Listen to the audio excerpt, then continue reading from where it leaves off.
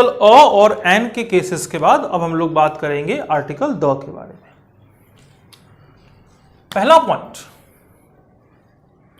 Article the का, पहले तो इसके हम साउंड पे ही चले जाएं। बहुत से लोग द और दी में कंफ्यूज रहते हैं। आप बता पाएंगे कब इसको द पढ़ते हैं, कब इसको दी पढ़ते हैं? कंफ्यूजन तो नहीं होनी चाहिए। देखो सीधी सी कहानी है कि अगर THE के बाद कोई ऐसा वर्ड जिसका साउंड वॉवेल है, अगर कोई वॉवेल साउंड वर्ड है, तो ऐसे केस में THE को दी पढ़ा जाता है। और अगर THE के बाद कोई ऐसा वर्ड जिसका साउंड कॉन्सोनेंट है, यानी कॉन्सोनेंट साउंड है, तो ऐसे केस में THE को द पढ़ा जाता है। हालांकि ये केवल और केवल आपके साउंड की कंडीशन के लिए आता है, आपकी जो फोनोलॉजिकल पावर है उसको इंप्रूव करता है। ये मतलब कंपटीशन के लिहाज से इसका कहीं कोई लेना देना नहीं है, जस्ट फॉर नॉलेज। ठीक है, आगे बढ़ते हैं। पहला पॉइंट कहता है article the is used for superlative adjective.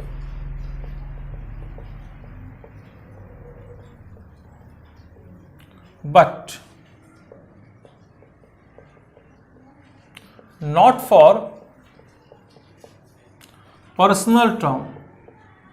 बहुत से ऐसे विद्यार्थी हैं जो ये रट के बैठ जाते हैं कि सुपरलेटिव एडजेक्टिव्स जहां जहां आएंगे वहां वहां हम द लगाएंगे। देखिए भाई, superlative adjective supreme to illative होता है।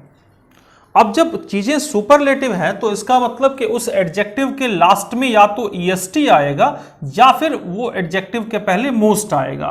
चलिए ये तो कॉमन से पहचान है, लेकिन सुपरलेटिव होने के लिए उसका जो टर्म होना चाहिए वो होना चाहिए आपका रिलेटेड विथ ग्रुप, कि ग्रुप के साथ इनका रिलेशन होना चाहिए। अगर ये ग्रुप के साथ रिलेटेड नहीं है तो डिग्री भले ही सुपरलेटिव कर दीजिएगा, आर्टिकल द नहीं आएगा। जैसे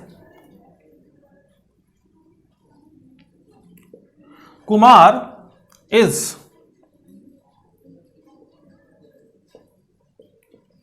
द बेस्ट स्टूडेंट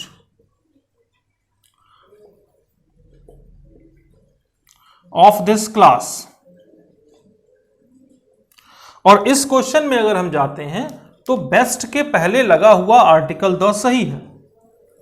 क्यों सही है? क्योंकि बेस्ट स्टूडेंट है, यहां तक तो ठीक था, लेकिन ये कनेक्ट किससे हुआ? क्लास से। और क्लास से कनेक्ट होते ही इसका कनेक्शन ग्रुप के साथ हो गया।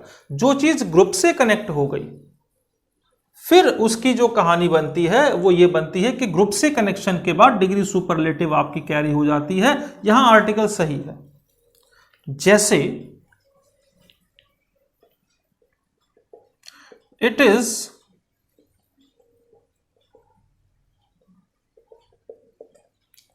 The most awaited chance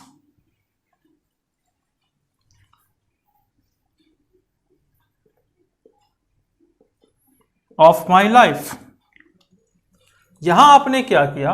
most लगाया अवेटेड चांस के लिए, लेकिन वो मोस्ट अवेटेड चांस जोड़ा किसके साथ? आपने लाइफ में।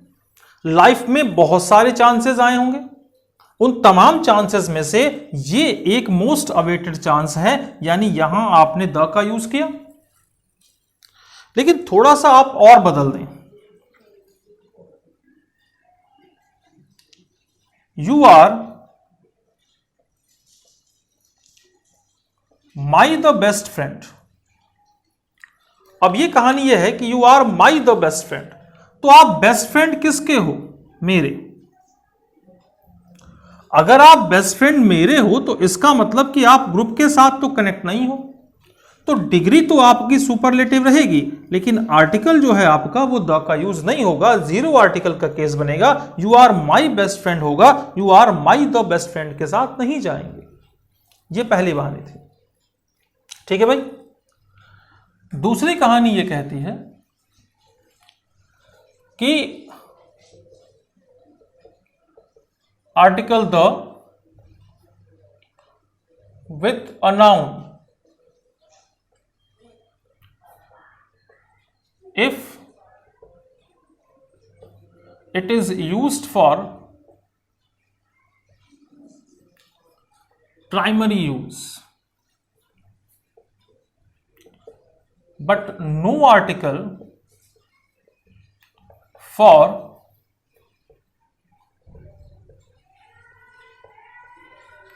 Secondary use. तो प्राइमरी यूज और सेकेंडरी यूज ये थोड़ा सा आपको समझना पड़ेगा कि देखो प्राइमरी यूज क्या होता है कि नॉर्मल हम जिस चीज को उसके जनरल फॉर्म में यूज करते हैं या अगर उस किसी भी टर्म को उसके जनरल फॉर्म में डिस्क्राइब करते हैं तो वो प्राइमरी यूज होता है। सेकेंडरी यूज क्या होता है कि बियॉन्ड द जनरल टर्म, अगर हम सामान्य सीमा से अलग बात करते हैं वो उसका सेकेंडरी यूज होता है। अब अगर इस पॉइंट ऑफ व्यू से आप काम करते हैं तो आप क्वेश्चन को किस तरीके से पाते हैं थोड़ा इस पे ध्यान दीजिएगा। देखा जाए कि listening the news of my friends arrival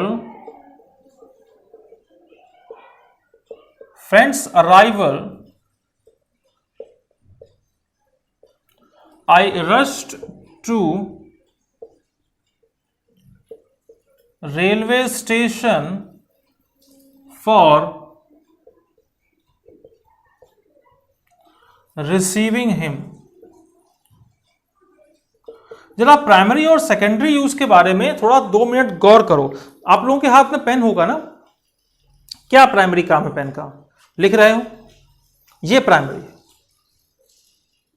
ठीक है, लिख रहे हो, लिखते लिखते झगड़ा हो गया किसी से, अगल बगल कुछ है नहीं, उठा के पेन को तलवार की तरह मार दिया, काम खत्म, ये सेकेंडरी हो गया।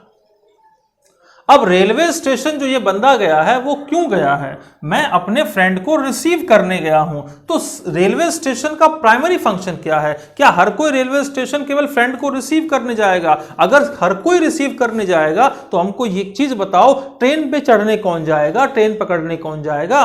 रेलवे स्टेशन का प्राइमरी फंक्शन होता है ट्रेन पकड़ने जाना, और हम रिसीव करने गए रेलवे स्टेशन, ये इसका मतलब रेलवे स्टेशन का सेकेंडरी फंक्शन डिस्क्राइब हो रहा है। यहां पे आप रेलवे स्टेशन के पहले आर्टिकल द का यूज करेंगे।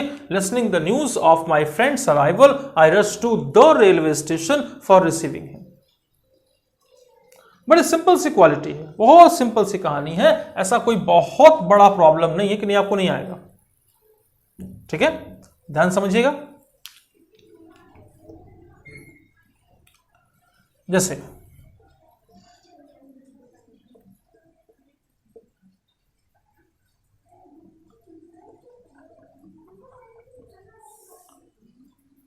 प्राइमरी कंडीशन और सेकेंडरी कंडीशन, ये रेलवे स्टेशन के अलावा एक चीज जरा समझें, स्कूल के लिए भी होगा, कॉलेज के लिए भी होगा, टेंपल के लिए भी होगा। मतलब ये एक जनरल टर्म में आप इसको यूज कर सकते हैं, तो ये सेकेंडरी यूज हो गया।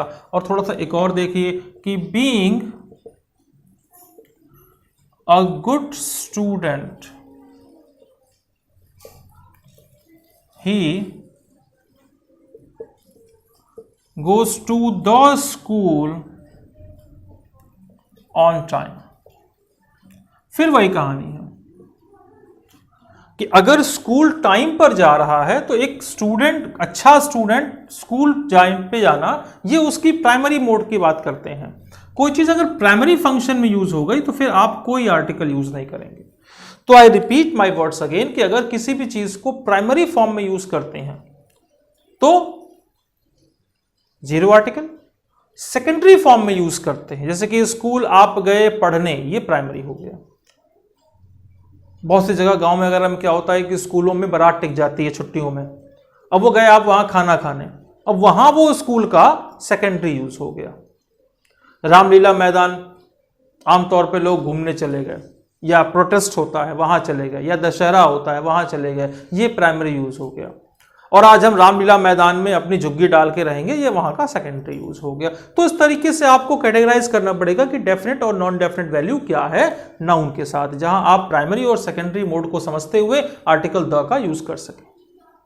आगे बढ़ेंगे। पॉइंट जो आर्टिकल में है उसमें हम इसको कहते हैं कि आर्टिकल द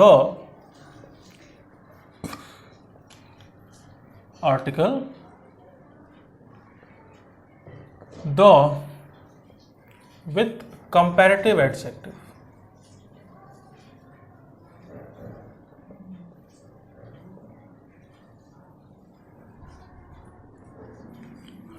अगर कंपैरेटिव एडजेक्टिव के साथ आर्टिकल द, आमतौर पे क्या होता है कि कंपैरेटिव के साथ देन होता है और सुपरलेटिव के साथ द होता है। कुछ स्पेसिफिक मोड्स में आर्टिकल द कंपैरेटिव एडजेक्टिव के साथ कैसे यूज होता है, थोड़ा इस पे ध्यान से समझें। पहला एग्जांपल लेके चलते हैं।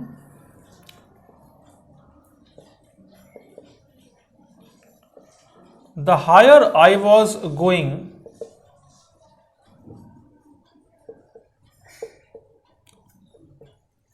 The cooler I was feeling. थोड़ा इसको ध्यान से समझेंगे। The higher I was going, the cooler I was feeling. आपको ये दिख रहा होगा कि जैसे जैसे आपकी ऊंचाई बढ़ रही है वैसे वैसे आपकी ठंड बढ़ रही है। आप एक चीज समझो, when two terms are correlated with each other in which by progressing or digressing of one's next one is affected, there we use article the with comparative adjective।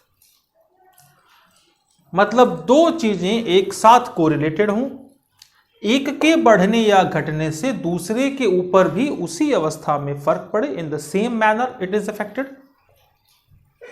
ऐसे कंडीशन में हम कंपैरेटिव एडजेक्टिव के साथ article the का use करते हैं, क्योंकि the key value definite होती है। इसलिए the higher I was going, the cooler I was feeling. या आपने एक बड़ा ही कॉमन सा एग्जाम्पल जो कि आपने पढ़ा होगा,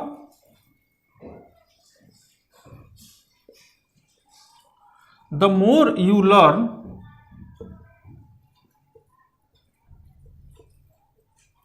the more you earn। कि जितना ज्यादा तुम पढ़ोगे उतना ज्यादा ही कमाओगे। तो आपको ये दिख रहा है कि जिस रेशियो में आपकी लर्निंग इंक्रीज करेगी उसी रेशियो में आपकी अर्निंग इंक्रीज करेगी।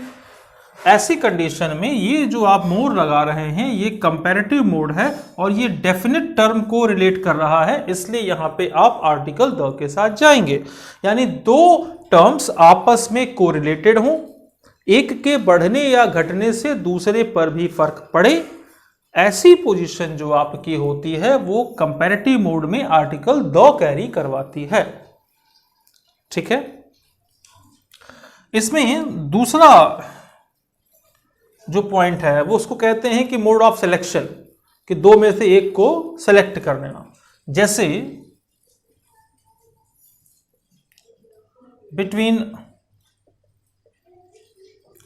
these two students who is the best। पढ़ने में बिल्कुल सही लगेगा, द बेस्ट तो आपने पढ़ा ही है, लेकिन बच्चे अगर आप बेस्ट को यूज करते हो तो बेस्ट सुपरलेटिव एडजेक्टिव है जिसके पीछे का सेंस है कि ये एक ग्रुप के साथ कनेक्ट होना चाहिए। ग्रुप के साथ तो कनेक्ट है नहीं, क्योंकि ये जुड़ा किसके साथ है, तो दो के साथ अगर कनेक्ट होता है तो डिग्री का मोड कंपैरेटिव होता है। इसलिए यहां पे पहले आप बेस्ट का यूज ना करके बेटर का यूज करें, लेकिन बेटर के साथ द इसलिए लगा है क्योंकि डेफिनेट वैल्यू हम इनमें से किसी एक स्टूडेंट के लिए जोड़ रहे थे। तो दो तरीके से होता है, या तो बेटर के बदले बेस्ट कर देगा या फिर बेटर करेगा लेकिन आर्टिकल हटा देगा। ठीक है। जैसे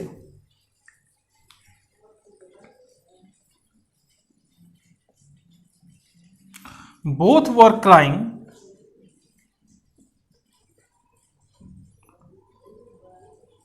but Ravi was the most both were crying but Ravi was the most. Was the most कैसे हो गया? जब आपने यहां बोथ के साथ कनेक्शन लिया तो both were crying but Ravi was the more, लेकिन रवि ज्यादा चिल्ला रहा था। तो दो में से एक का सिलेक्शन लेना हो और कंपेयर भी करना हो तो आप ऐसे मोड में कंपैरेटिव एडजेक्टिव पे आर्टिकल द रखेंगे। ठीक है बच्चा, जहां तक कोई समस्या किसी को नहीं हुई होगी आगे बात करेंगे। आर्टिकल द में अगला पॉइंट समझें, इसको हम लोग कहते हैं,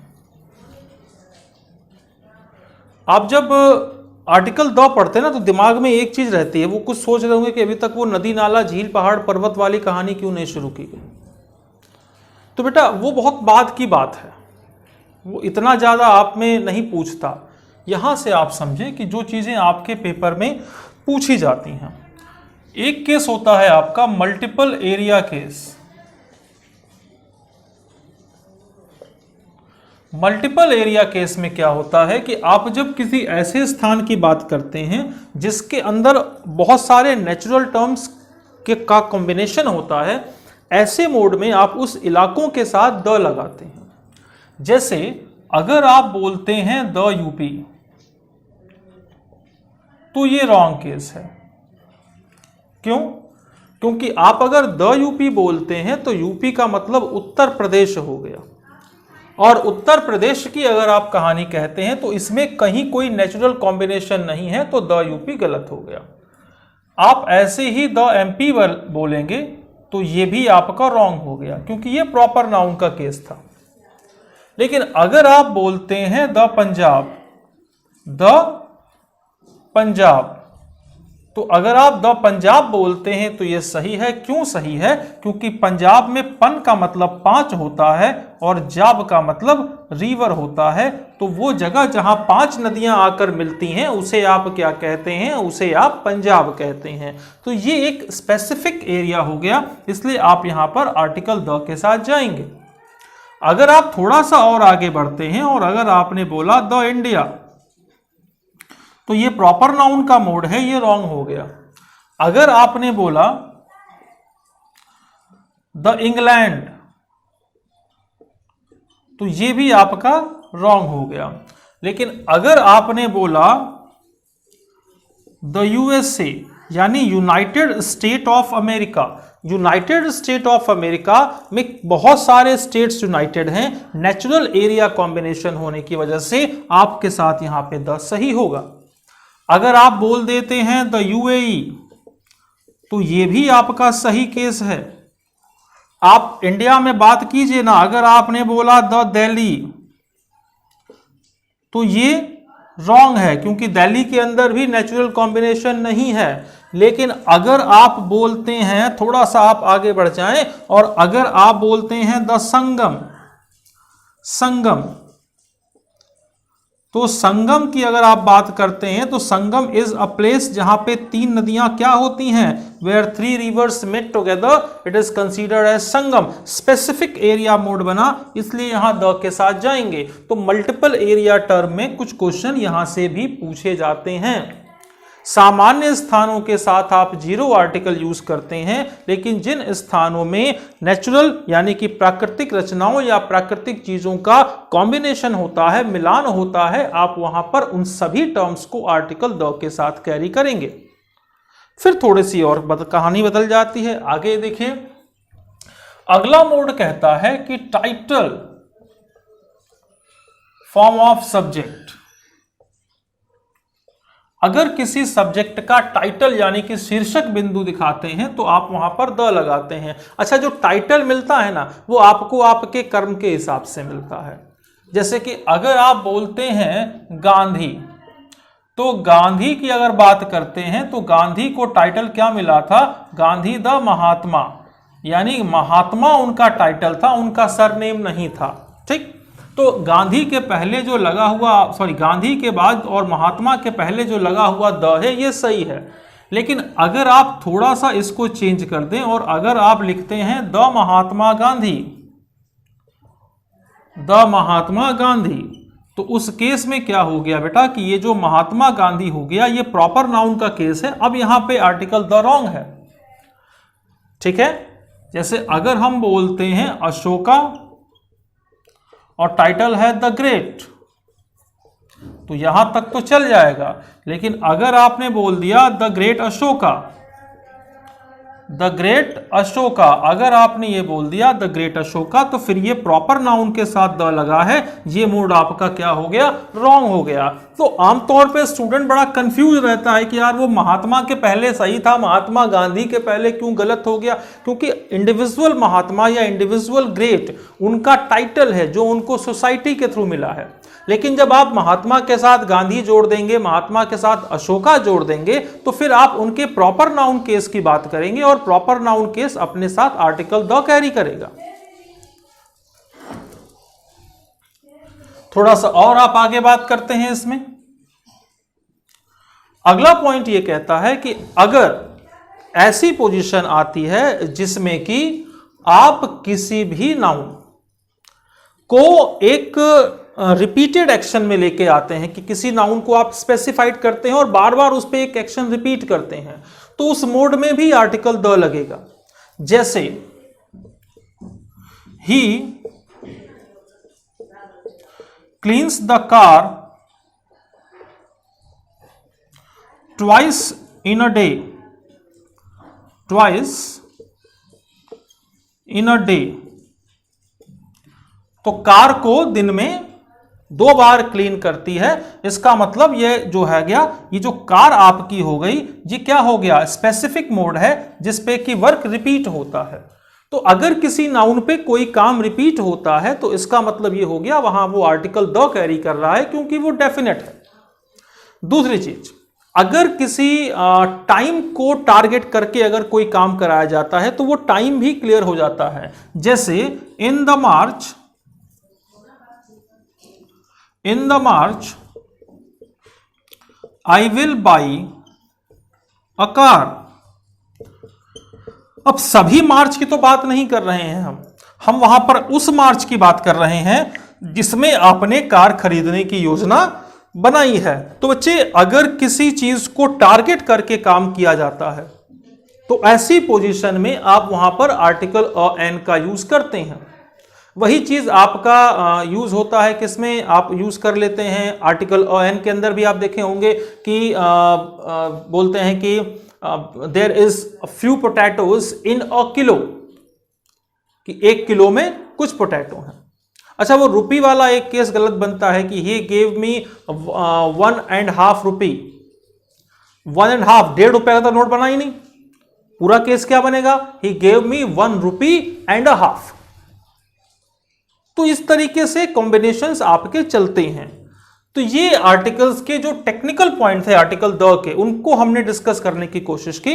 अब हम बात करेंगे उस टर्म्स की जो आप बचपन से जनरलाइज कंडीशन में पढ़ते रहे हैं। देखिए, जो जनरल मोड है जिसमें आर्टिकल आप नॉर्मली पढ़ते रहते हैं, वो समझिए कि article the is used with the name of any, with the name of any epic, newspaper, river, train, historical building, historical event, public post,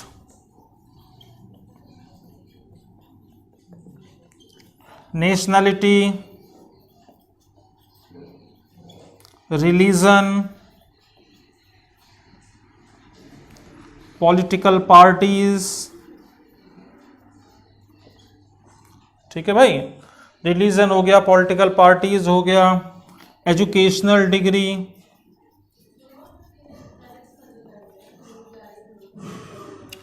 तो एपिक है, न्यूज़पेपर है, रिवर है, ट्रेन है, हिस्टोरिकल बिल्डिंग है, हिस्टोरिकल इवेंट है, public post है, nationality है, religion है, पॉलिटिकल पार्टी है, पॉलिटिकल डिग्रीज है, और invented objects.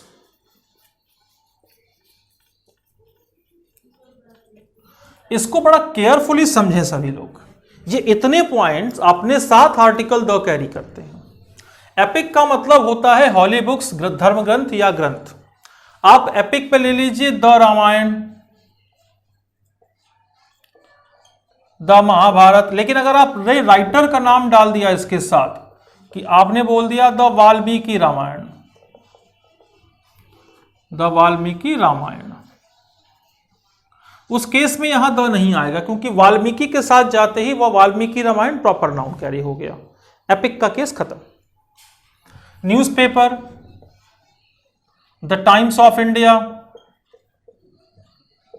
The Hindustan Times, the Navbharat Times, river, the Ganga, the Yamuna, the Thames, the Nile, train, the Rajdhani express, the Duronto mail, the Shramjeevi express, कुछ भी, historical building, the red fort, Lal Qila, Taj Mahal, historical event, the Dandi Yatra, the Jallianwala Bagh, the quit India movement, कुछ भी, public post, the PM, the CM, the DM आप use कर सकते हैं। Nationality, the Indian, the British, हाँ Indian और ब्रिटिश के साथ according to statement article a an भी आता है, ध्यान दीजिएगा। Religion, the Hindu, the Muslim, political parties, the Indian National Congress, the BJP, Bharatiya Janata Party. Educational degrees, the MA, the BA, the MPhil. Invented objects, ये थोड़ा सा टेक्निकल है बच्चा। आमतौर पे जितनी भी चीजें हैं वो सब इन्वेंटेड है। अगर हम उनको नॉर्मल केस में रखते हैं तो 0 आर्टिकल, लेकिन अगर हम इन्वेंटेड मोड में रखते हैं तो आर्टिकल द। जैसे समझो ध्यान से, अगर हम इसको ऐसे लिखें कि आई हैव अ कार, तो यहां सही है क्योंकि कार को हमने नॉर्मल मोड में यूज किया। लेकिन अगर थोड़ा सा हम चेंज करते हैं, हम इस तरीके से कहते हैं कि it is the car that makes travelling easy, it is the car that makes travelling easy. अब यहां ध्यान से समझो कि कार का इन्वेंशन ही इसलिए हुआ था कि ट्रेवलिंग इजी हो सके, और अब हम यहां स्टेटमेंट में कार को उसके उसी इन्वेंटेड टारगेट के साथ जोड़ रहे हैं, इसलिए यहां कार का यूज सही है। सॉरी, यहां कार से पहले लगने वाला द सही है, तो it is the car that makes travelling easy. ये कहानी है बेटा आर्टिकल द की, और इसके साथ आर्टिकल अ, एन और द के सारे टर्म्स जो भी आपके पेपर में इंपॉर्टेंट हैं, जिससे कि आपके पेपर के क्वेश्चंस हो जाएंगे, वो सब बता दिया गया। अब एक बार सारी चीजों को रिवाइज कीजिए, क्योंकि फिर आप एंटर कर रहे हैं, प्रवेश कर रहे हैं प्रश्नावली क्वेश्चनरीज की तरफ। यहां आपके क्वेश्चन अच्छे होने चाहिए, जहां आपके आंसर्स ठीक होने चाहिए, और ज़्यादा प्रैक्टिस के लिए आप टेस्ट सीरीज पे जाइए, पीडीएफ पे जाइए, या फिर हमारी हेल्पलाइन पे हमको कॉल कीजिए, ग्रुप में कॉल कीजिए, कमेंट कीजिए। ये तुमको दिखे कि तुम्हारा ग्रोथ होना चाहिए ओवरऑल। चाहे कैसे भी ईश्वर प्रसन्न हो, तपस्या का माध्यम चाहे कुछ भी हो, अंत में वरदान प्राप्त होना चाहिए, अदरवाइज आपकी तपस्या व्यर्थ है, बेकार है, उद्देश्यहीन है। चलिए क्वेश्चन में मिलते हैं।